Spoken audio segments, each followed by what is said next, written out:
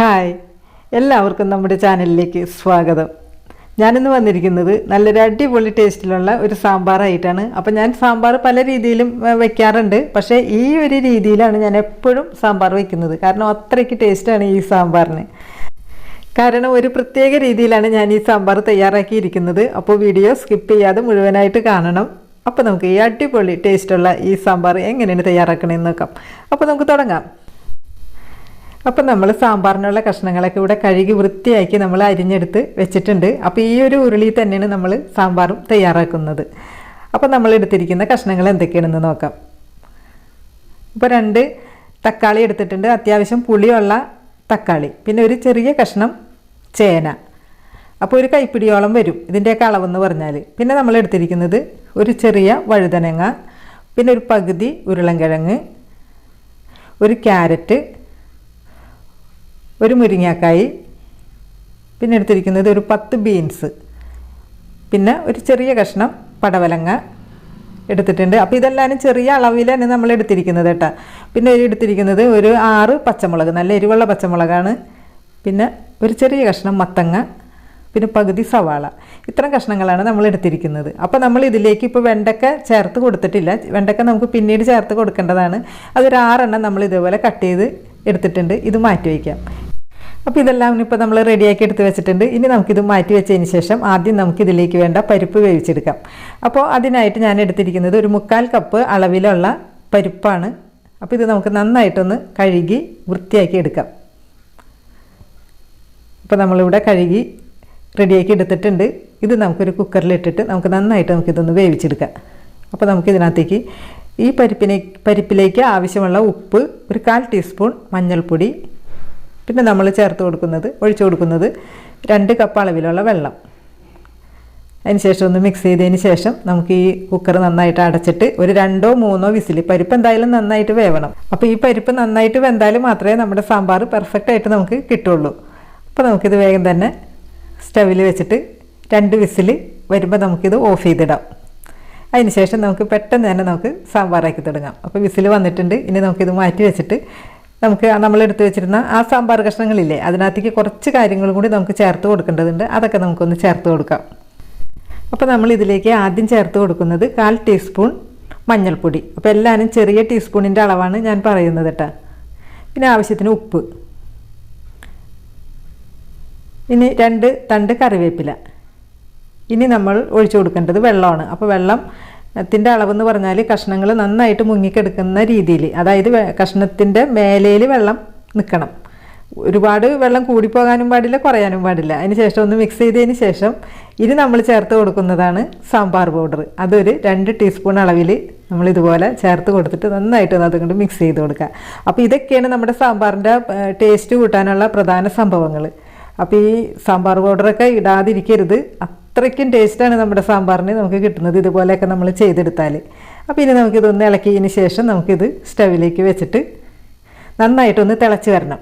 അപ്പോൾ വീണ്ടും ഒന്നും കൂടി ഒന്ന് മിക്സ് ചെയ്തതിന് ശേഷം നമുക്കിതൊന്ന് അടച്ച് വെച്ചിട്ട് ഹൈ ഫ്ലെയിമിലിട്ടിട്ട് നന്നായിട്ട് ഇതൊന്ന് തിളച്ച് വരട്ടെ. അപ്പോൾ നമ്മളിത് അടച്ച് വെച്ചതിന് ശേഷം ഒരു 2 മിനിറ്റ് ആയിട്ടുണ്ട്. അപ്പോൾ ഈ സമയത്ത് കറി നന്നായിട്ട് തിളച്ച് വന്നിട്ടുണ്ട്. അപ്പോൾ ഈ തിളച്ച് വരുന്ന സമയത്ത് നമ്മൾക്ക് ഇതിനകത്തൊരു പ്രധാന സംഭവം ചേർത്ത് കൊടുക്കേണ്ടതുണ്ട്, കായമാണ്. അപ്പോൾ ഈ കായത്തിൻ്റെ കഷ്ണം ആണ് ഞാനിതിനകത്തേക്ക് ചേർത്ത് കൊടുക്കുന്നത്, പൗഡറല്ല. അപ്പോൾ ഇങ്ങനെ ഉണ്ടെങ്കിൽ ഇത് തന്നെ ചേർത്ത് കൊടുക്കണം. ഇതേപോലെ പൊടിച്ചെടുക്കാൻ പറ്റിയില്ലെങ്കിൽ അതിൻ്റെ ആ പീസ് ഇങ്ങനെ അതിൽ നിന്ന് കുറച്ച് മുറിച്ച് ഇട്ട് കൊടുത്താലും മതി. അപ്പോൾ ഈ കായത്തിലും ഈ സാമ്പാർ പൗഡറിലും ഈ കഷ്ണം കിടന്ന് നന്നായിട്ട് തന്നെ വെന്ത് വരണം. അപ്പോൾ ഒരു 20 മിനിറ്റ് കഴിഞ്ഞിട്ട് നമുക്ക് നോക്കാം. ഇപ്പോൾ നമ്മളിത് വേവിക്കാൻ വെച്ചിട്ട് ഒരു 20 മിനിറ്റ് ആയിട്ടുണ്ട്. അപ്പോൾ നമ്മൾ ഇതിൻ്റെ അകത്ത് ഫ്ലെയിം ലോ ടു മീഡിയം ഫ്ലെയിമിലിട്ടാണ് നമ്മൾ ഇതേപോലെ വേവിച്ചെടുത്തിരിക്കുന്നത്. അപ്പോൾ അത്യാവശ്യം കഷ്ണങ്ങളൊക്കെ വെന്തിട്ടുണ്ട്. അപ്പോൾ ഒന്നും കൂടി ഒന്ന് വേവാനുണ്ട്, എന്നാലും അത്യാവശ്യം വെന്ത് കിട്ടിയിട്ടുണ്ട്. ഈ ഒരു സമയമാകുമ്പോൾ നമ്മൾ ഇതിനകത്തേക്ക് വേവിച്ച് വെച്ചിരുന്ന പരിപ്പില്ലേ, അത് നമുക്കിതിനകത്തേക്ക് ചേർത്ത് കൊടുക്കാം. അപ്പോൾ മൊത്തം ഇപ്പോൾ 20 മിനിറ്റാണ് ആയിരിക്കുന്നത്. അപ്പോൾ നമുക്കൊരു 5 മിനിറ്റും കൂടി ഇതേപോലെ ഒന്ന് വേവിച്ചെടുക്കേണ്ടതുണ്ട്. അപ്പോൾ ആ പരിപ്പ് ചേർത്തതിന് ശേഷം ഒന്നും കൂടി ഒന്ന് മിക്സ് ചെയ്തതിന് ശേഷം ഒരു കാര്യം കൂടി നമുക്കിതിനകത്തേക്ക് ഒഴിച്ചു കൊടുക്കാം.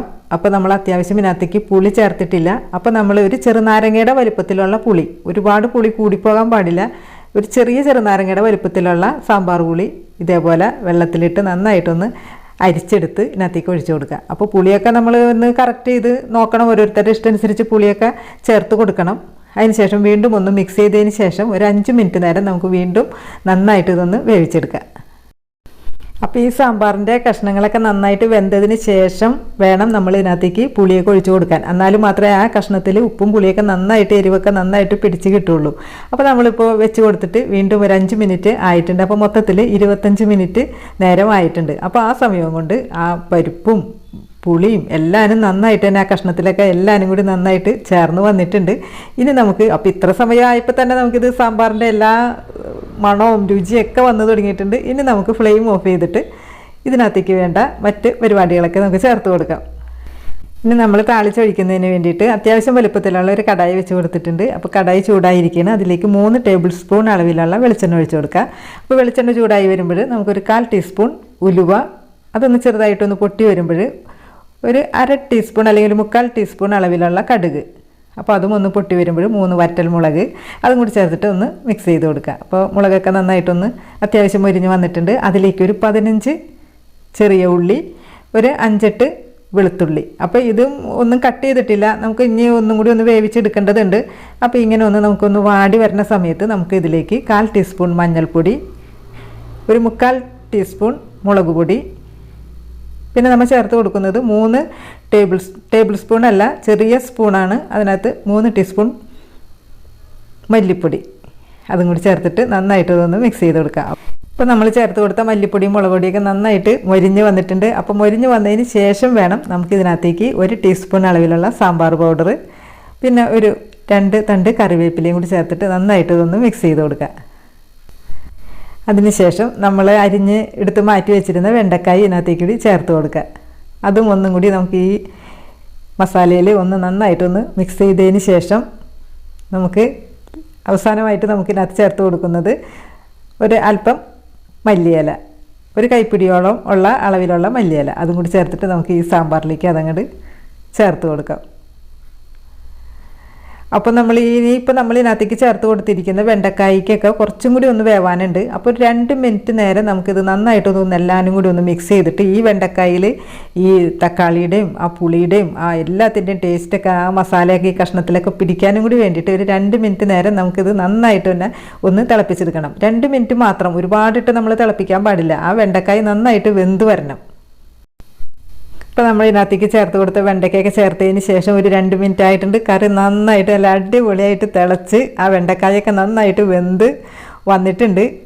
ഒരു രക്ഷയില്ലെന്ന് പറഞ്ഞാൽ ഒരു രക്ഷയില്ല കേട്ടോ. ഇതിൻ്റെ സാമ്പാറിൻ്റെ മണവും അതിൻ്റെ ആ രുചിയൊക്കെ നമുക്കിത് കാണുമ്പോൾ തന്നെ അറിയാൻ പറ്റും ഇതിൻ്റെ എത്രത്തോളം ടേസ്റ്റ് ഉണ്ടാവും എന്നുള്ളത്. അപ്പോൾ നമ്മൾക്ക് ഇത് വീണ്ടും ഒന്ന് മിക്സ് ചെയ്ത് കൊടുക്കുക. അപ്പോൾ കഷ്ണങ്ങളൊക്കെ നന്നായിട്ട് അടിപൊളിയായിട്ട് വെന്തിട്ടുണ്ട്. അപ്പോൾ ഈ കഷ്ണങ്ങൾ നന്നായിട്ട് വെന്ത് ഉടയാൻ പാടില്ല, എന്നാൽ നന്നായിട്ട് വേവേം വേണം. ഇപ്പോൾ ഫൈനലി നമ്മൾ ഇതിനകത്തേക്ക് ചേർത്ത് കൊടുക്കുന്നത് ഒരല്പം മാത്രം കായത്തിൻ്റെ പൗഡർ. അപ്പോൾ കായമൊക്കെ നമ്മൾ ഓൾറെഡി ചേർത്ത് കൊടുത്തിട്ടുള്ളതാണ്, എന്നാലും ഒരല്പം മാത്രം കൂടി ഇട്ടിട്ട് നമുക്ക് വീണ്ടും ഒന്നും കൂടി ഒന്ന് മിക്സ് ചെയ്ത് കൊടുക്കുക. അപ്പോൾ നമ്മൾ ഈ 2 മിനിറ്റ് ഇതേപോലെ വേവിക്കുന്നതിൻ്റെ കാരണം എന്ന് പറഞ്ഞാൽ ഈ മസാലയൊക്കെ അതിനകത്ത് ഈ കഷ്ണത്തിലൊക്കെ നന്നായിട്ട് പിടിക്കാൻ വേണം. നമ്മൾ ഈ ചേർത്ത് കൊടുത്ത വെണ്ടക്കയുടെ ഉള്ളൊക്കെ നന്നായിട്ട് വേവാനും കൂടി വേണ്ടിയിട്ടാണ്. ഇപ്പോൾ നമ്മൾ വെണ്ടയ്ക്കൊക്കെ നന്നായിട്ട് വെന്ത് വന്നിട്ടുണ്ട്, അതിൽ മസാലയൊക്കെ നന്നായിട്ട് പിടിച്ചിട്ടുണ്ട്, കഷ്ണങ്ങളൊക്കെ അത്യാവശ്യം നല്ല രീതിയിൽ തന്നെ വെന്തിട്ടുണ്ട്, എന്നാൽ വെന്ത് ഉടഞ്ഞിട്ടുമില്ല. അപ്പോൾ അതിൻ്റെ കണ്ട ചാറൊക്കെ നല്ല പെർഫെക്റ്റ് ആയിട്ട് തന്നെ നമുക്ക് കിട്ടിയിട്ടുണ്ട്. സാമ്പാർ എന്ന് പറഞ്ഞാൽ ഒരുപാട് അങ്ങോട്ട് കുറുകിപ്പോകാനും പാടില്ല, ഒരുപാട് അങ്ങോട്ട് വെള്ളം കൂടിപ്പോകാനും പാടില്ല. അപ്പോൾ ഈ ഒരു രീതിയിൽ ഇതാണ് കറക്റ്റ് പെർഫെക്റ്റ് സാമ്പാർ എന്ന് പറഞ്ഞാൽ ഇതാണ്. അപ്പോൾ ഇതൊരല്പം സാമ്പാറുണ്ടെങ്കിൽ നല്ല ചൂട് ചോറിൻ്റെ ഒപ്പവും ഇഡലിക്കും ദോശക്കൊക്കെ നല്ല അടിപൊളിയായിരിക്കും. അപ്പോൾ ഇത്രേ ഉള്ളൂ സംഭവം. ഇനി നമുക്ക് ഫ്ലെയിം ഓഫ് ചെയ്യാം. ഇനി നമുക്ക് ഒരുപാട് നേരം ഇട്ട് സാമ്പാർ ഇങ്ങനെ തിളപ്പിക്കേണ്ട ആവശ്യമില്ല, ഫ്ലെയിം ഓഫ് ചെയ്തിട്ടുണ്ട്. അപ്പോൾ ഇത്രേ ഉള്ളൂ സംഭവം. നല്ല അടിപൊളി സൂപ്പർ സാമ്പാർ എല്ലാവർക്കും ഇഷ്ടപ്പെടും എന്നുള്ളത് ഉറപ്പാണ്.